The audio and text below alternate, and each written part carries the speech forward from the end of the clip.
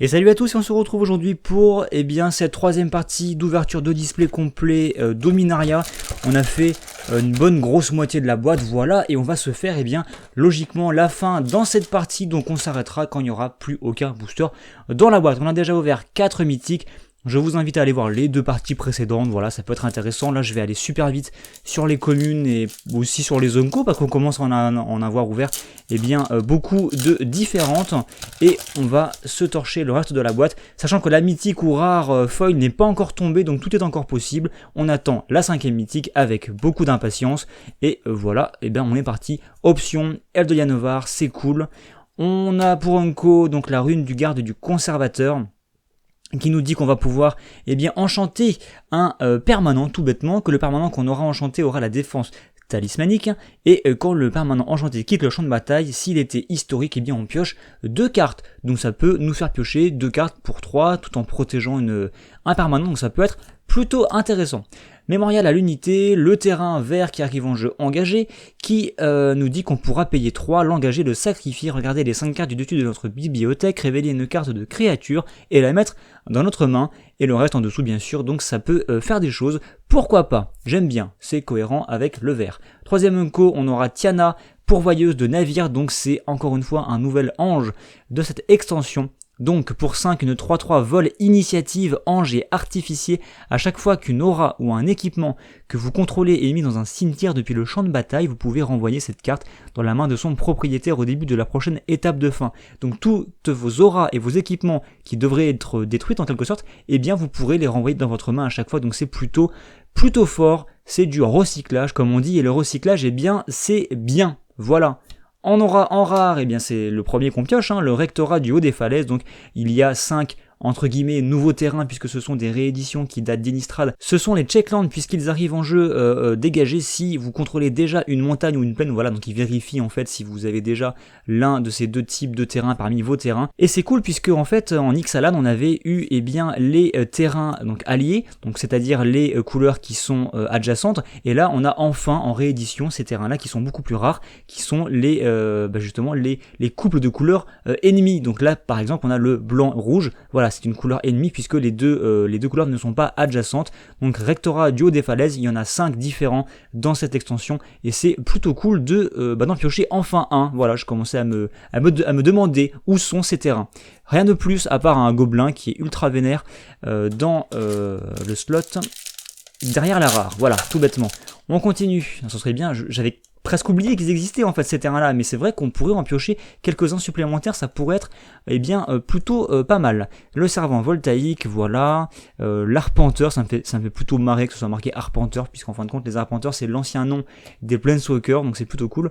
Entre les griffes de Bolas, donc vous allez pouvoir enchanter un permanent et en prendre le contrôle, et le permanent enchanté devient en plus légendaire, voilà. Ensuite, le bouclier, on l'a déjà vu, Shana, héritage de Cissé, donc ça c'est plutôt très cool comme petite carte. C'est une créature légendaire, humain et guerrier, elle va coûter seulement 2 mana, un blanc, un vert. C'est une 0-0, par contre, elle gagne +1/+1 pour chaque créature que vous contrôlez, donc elle peut vraiment très vite être très forte.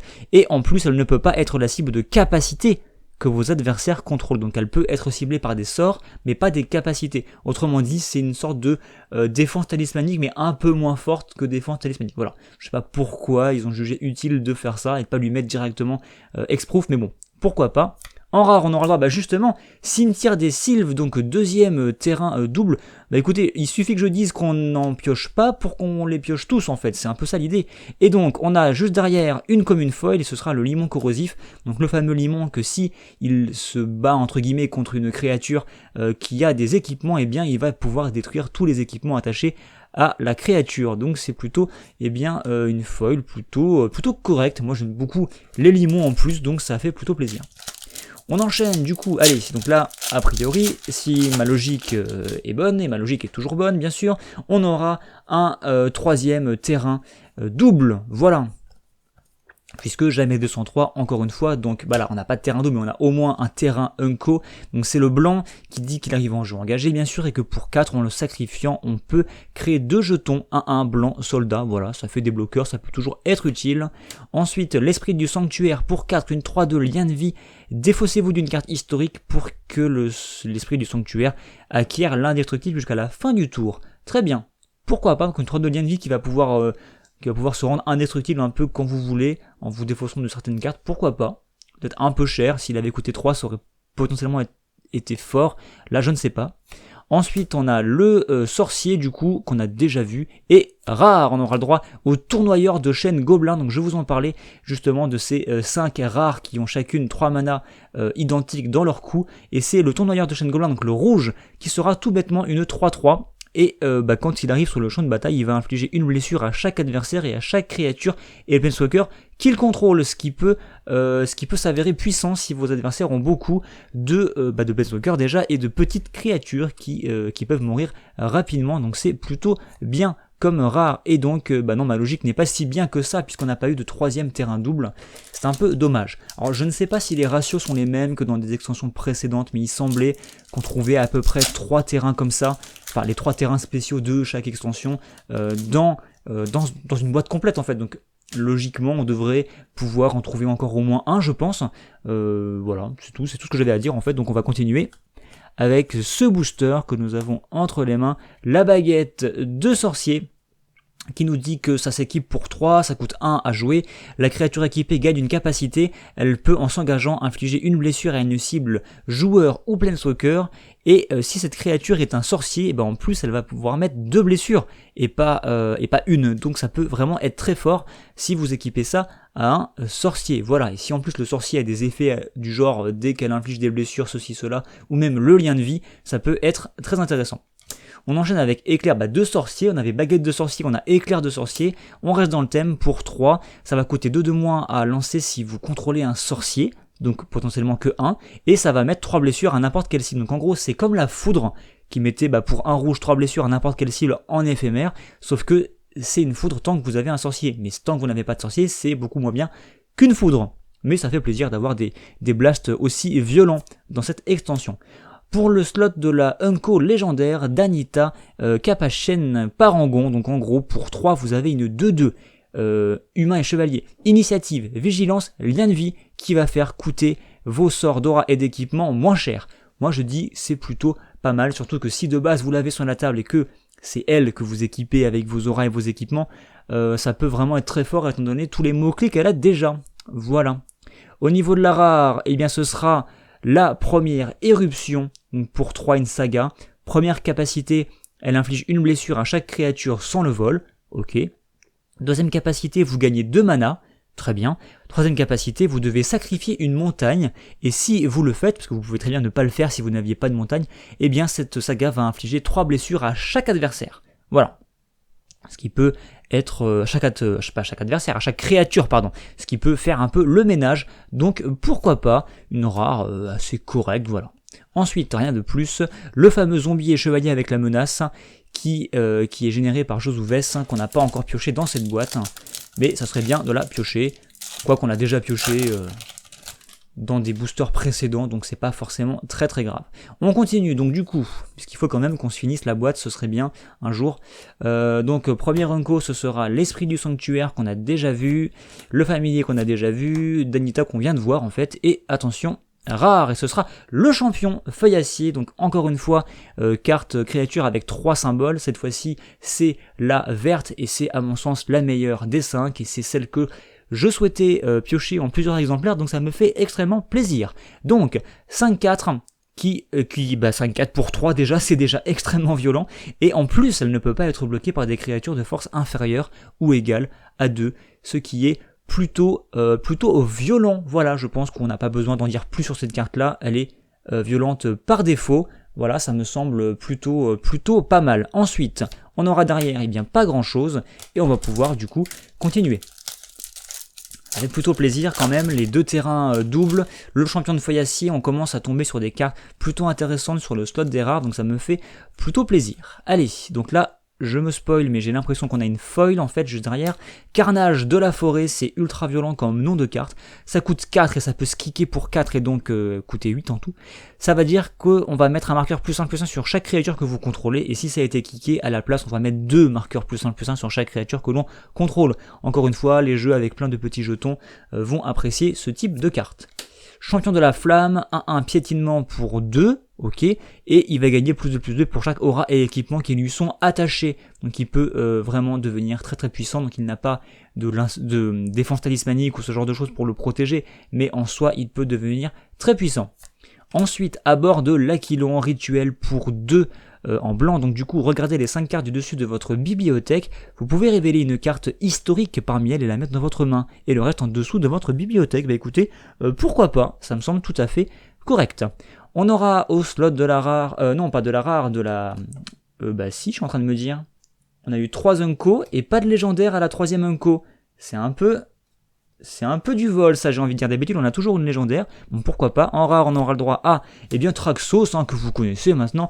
Donc, moi, ça me fait plaisir de la piocher encore une fois. Donc, pour 4, une 7/7 piétinement qui, malheureusement, arrive en jeu engagé et ne se dégage pas naturellement. Par contre, dès que vous lancez un sort historique, vous le dégagez. C'est plutôt fort. Donc, Traxos, voilà, je ne m'attarde pas trop dessus puisqu'on en a déjà beaucoup parlé. En foil, attention, est-ce que ce sera la foil rare? Et c'était une carte noire, j'ai cru me spoiler, et ce sera une Unco, Aruspice, Talidé, donc pourquoi pas, elle rend plutôt cool en foil d'ailleurs, avec le fond de l'image très très clair, donc pourquoi pas, c'est plutôt cool. Je pense que les joueurs saprobiantes seraient plutôt contents de tomber sur ce type de carte en foil, donc voilà.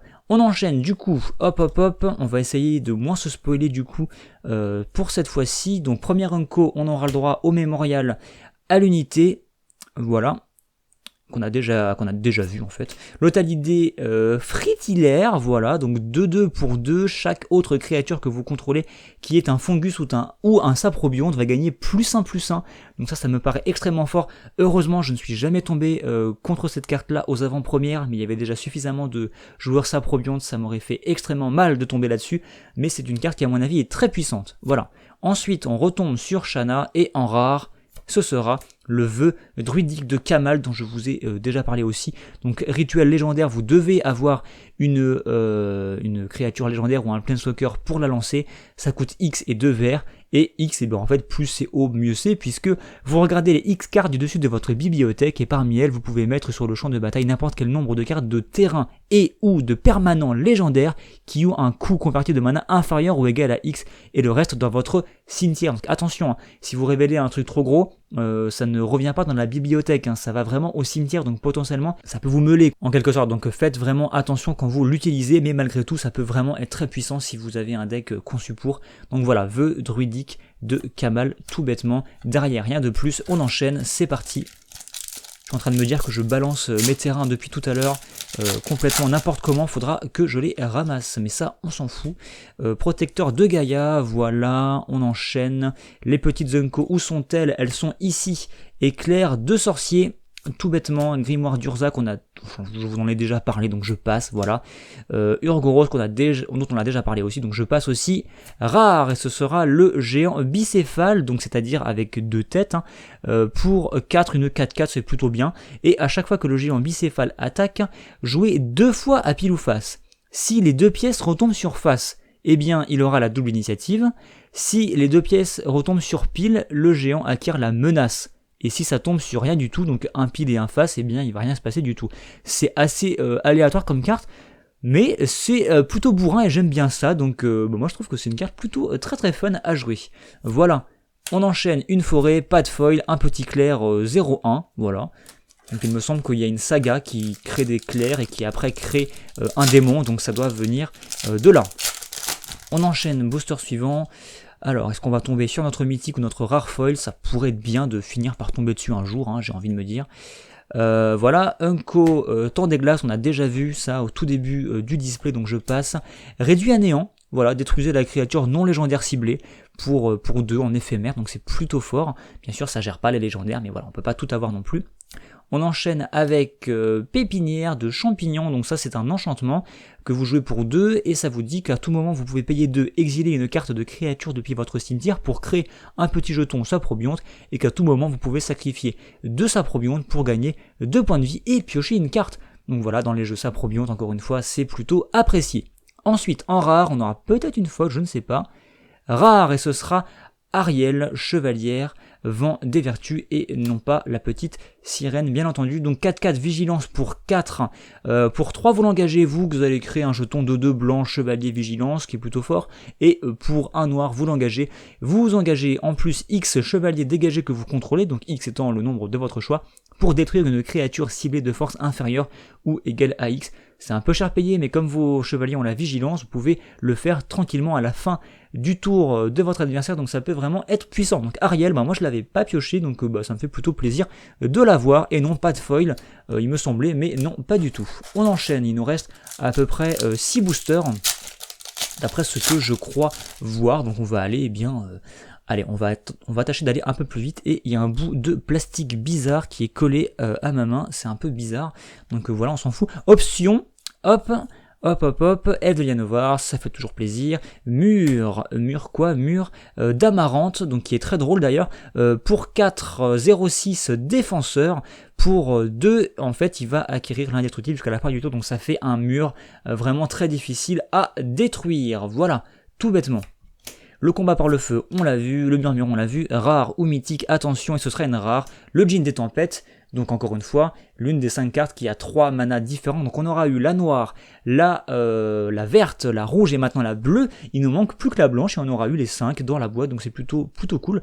Donc voilà, je vous en ai parlé du djinn puisque je l'ai joué durant mon avant-première, 0,4 vol qui va gagner plus 1 plus 0 pour chaque île de base que vous contrôlez. Donc clairement dans un jeu mono bleu, ça peut vraiment être très puissant. Voilà. On enchaîne avec un terrain, pas de foil, et ce sera tout pour ce booster. On enchaîne du coup, bien sûr, comme toujours, avec un talidé omnivore, un petit oiseau, une lithoforce, un cavu, appelez ça comme vous voulez, excavatrice appliquée qu'on a déjà vu, donc je passe, la flamme de quel qu'on n'a pas vu je crois, donc vous payez 2, premier effet vous vous défaussez de votre main, ça c'est un peu chiant, 2 vous piochez 2 cartes, ok. Donc c'est bien si vous n'avez pas de carte en main bien sûr de base. Et 3, si une source rouge que vous contrôlez devait infliger des blessures à un permanent ou à un joueur ce tour-ci, elle inflige autant de blessures plus 2. Ok, donc ça fait un peu tout et rien cette carte-là, donc à mon avis c'est assez difficile à jouer, mais ça doit pouvoir faire des choses intéressantes.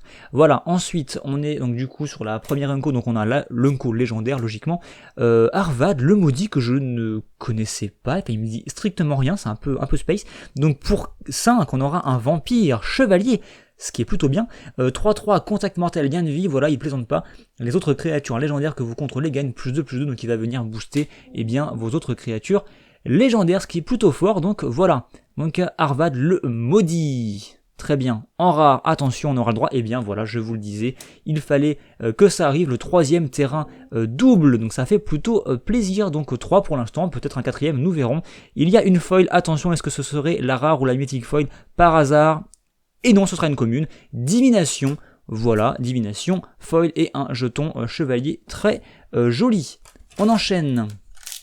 Ah, franchement, si j'ai pas ma rare ou mythique foil dans cette boîte, je crie au scandale. Et il nous manque encore une mythique qui ne devrait pas tarder à tomber, je l'espère. En plus, on est déjà à 6 foils, donc 6 foils, c'est déjà beaucoup pour un display. Donc j'espère qu'on va pas se faire avoir là-dessus. Donc le grimoire d'Urza, dernière séparation pour 5. Vous cherchez 2 cartes dans votre bibliothèque. L'une d'elles va dans votre main et l'autre au cimetière. Ça peut être vraiment intéressant comme carte. Voilà, je passe, on passe du coup à Tatiova qu'on avait peut-être déjà vu, voilà, Londin, voilà, qui fait des choses. Et attention derrière, rare, toujours pas de mythique, et ce sera déchirure temporelle de Karn. La carte est magnifique et j'aimerais vraiment la piocher en foil pour le coup. Donc pour 6, rituel légendaire encore une fois, le joueur ciblé joue un tour supplémentaire après celui-ci, ça c'est fait, et renvoyé jusqu'à un permanent non-terrain ciblé dans la main de son propriétaire. Très bien, et vous exilez la déchirure temporelle de Karn. Alors, faire jouer un tour supplémentaire, c'est propre. Renvoyer jusqu'à un permanent non-terrain dans la main de son propriétaire, c'est propre aussi. Donc ça fait plusieurs choses plutôt intéressantes, et après ça s'exile. Donc voilà, un peu comme l'offrande abjecte, ça s'exilait aussi, voilà, il me semble. Donc bah voilà, un sort plutôt gros qui fait des choses plutôt violentes. Attention, par contre, encore une fois, il faut avoir la créature légendaire ou le planeswalker pour pouvoir la jouer. Pas de foil, malheureusement. Il nous reste... Bah non, il nous restait bien plus de boosters que ce que je pensais, en fait.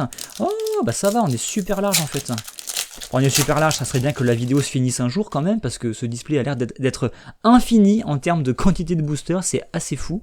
Donc on continue avec la sentinelle du trident de perles dont je vous avais déjà parlé, voilà. 3-3 flash pour 5, quand elle arrive en jeu, elle va blinker un permanent historique, tout bêtement.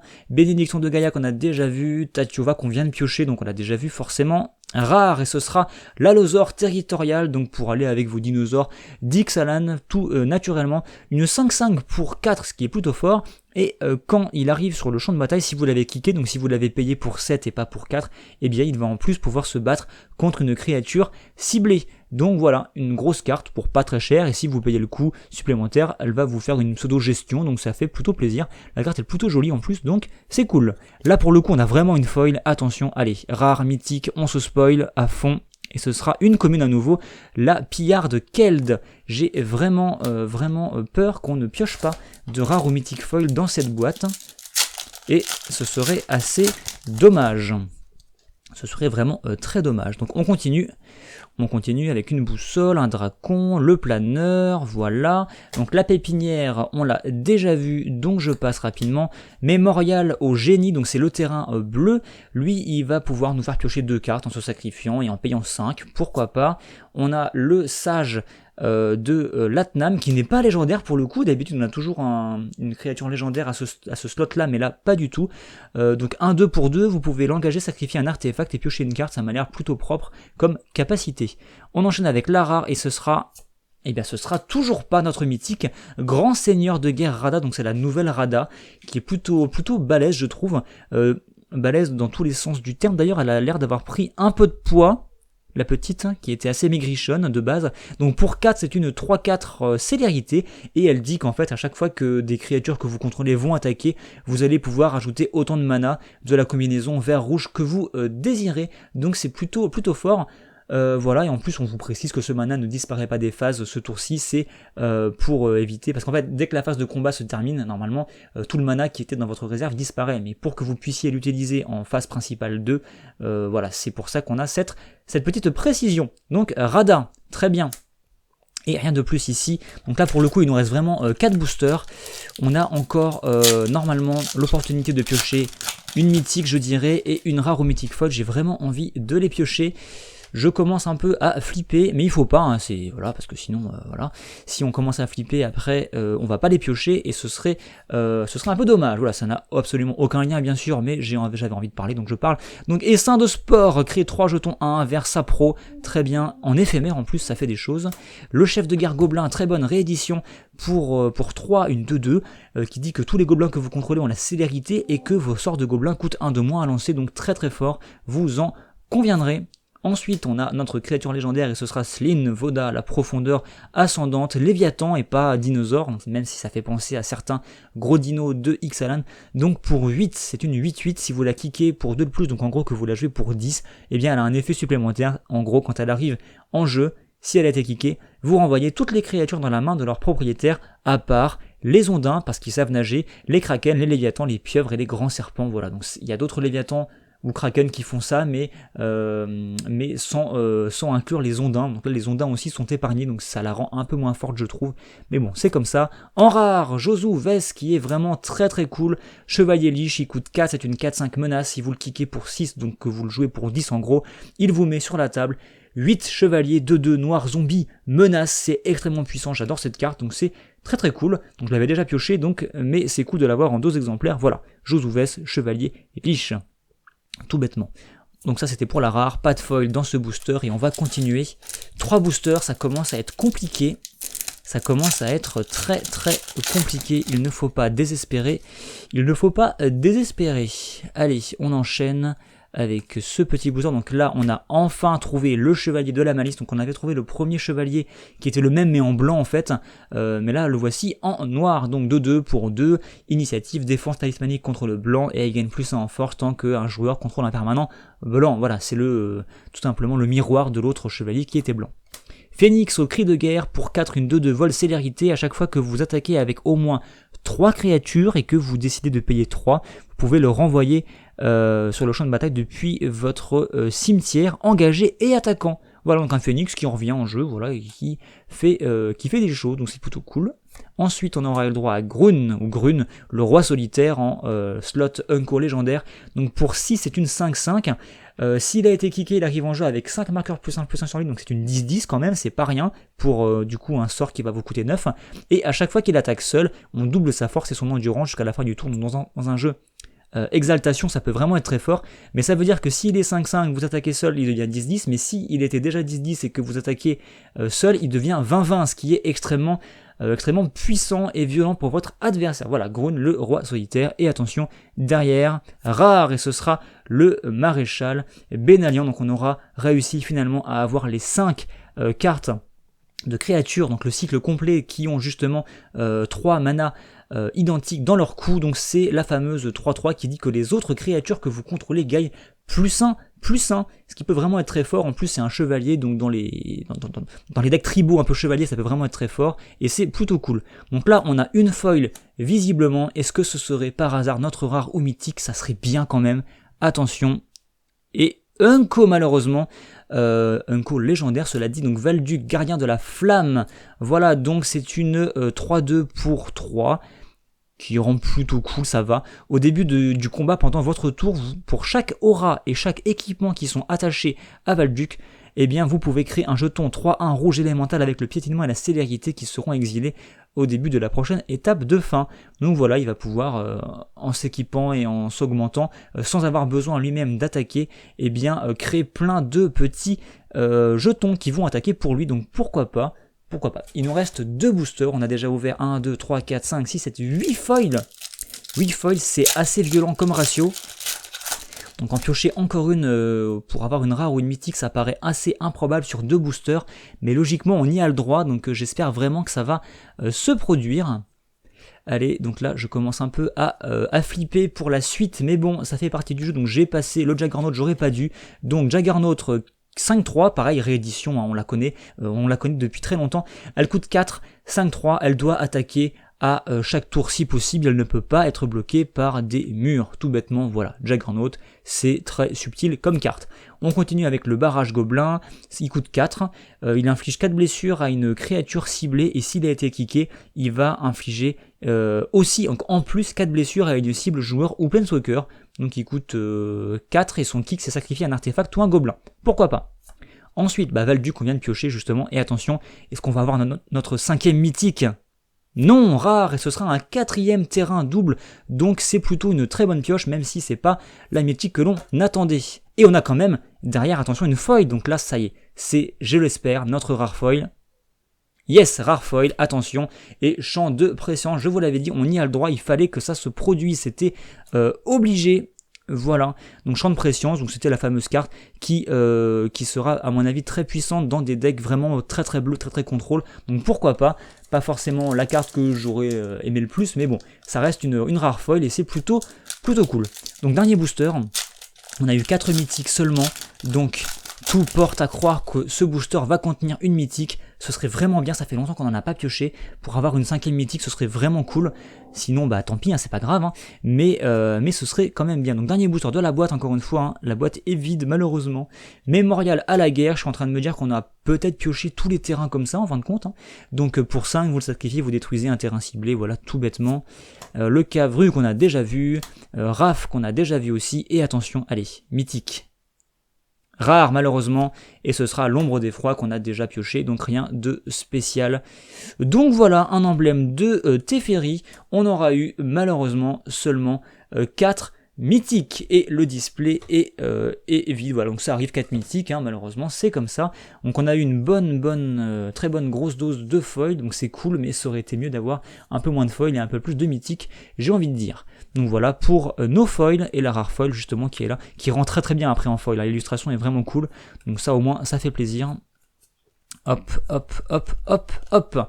Au niveau des mythiques, j'ai pas vraiment besoin de vous les récap, hein, puisque en fait, on n'a pas pioché d'autres mythiques. Hein. Donc Darigaz, Muldrota, Joria et Multani, après c'est des mythiques vraiment très corrects, donc on va pas se plaindre à ce niveau-là, je pense. Voilà. Au niveau des rares, eh bien, on a vu quand même des choses plutôt intéressantes, hein. Pas de choses vraiment folles, mais quand même des choses bien, on va dire. Donc, je vais essayer de faire un récap pas trop décousu. Donc voilà, donc ça c'est des cartes pas forcément génialissimes qu'on va se mettre là. Voilà, donc l'ombre de l'effroi, comme je le disais, ça fait partie des cartes du fameux cycle. Le portail, la lame noire.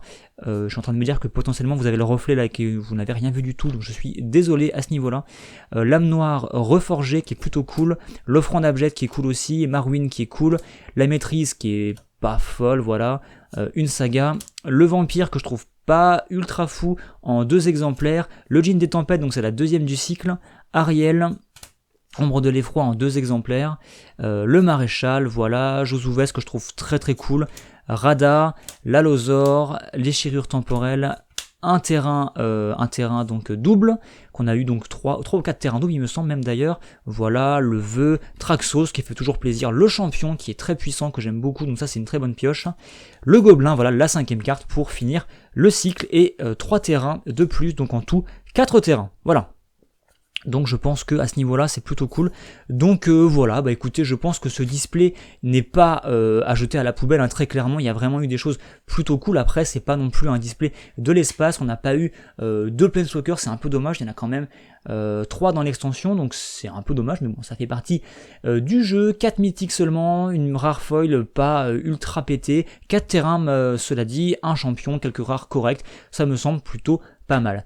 Sur ce, moi je vous dis, je vais vous dire à très bientôt, hein. J'espère que vos ouvertures se seront bien passées. N'hésitez pas à partager vos petites trouvailles, c'est toujours intéressant de comparer ce que chacun peut ouvrir. Moi je ne vous garantis pas qu'on ouvrira d'autres displays sur la chaîne, donc peut-être, hein. Il y a des grandes chances, mais c'est pas garanti. Quoi qu'il en soit, en attendant, moi je vous donne rendez-vous pour plus tard, pour de nouvelles ouvertures. Il y aura d'autres ouvertures Dominaria, c'est sûr, mais pas forcément un display complet, c'est ça que je voulais dire. Et en attendant, écoutez, portez-vous bien, amusez-vous bien, ouvrez de bonnes boîtes, je l'espère, je vous le souhaite, et à très bientôt. Allez, à plus.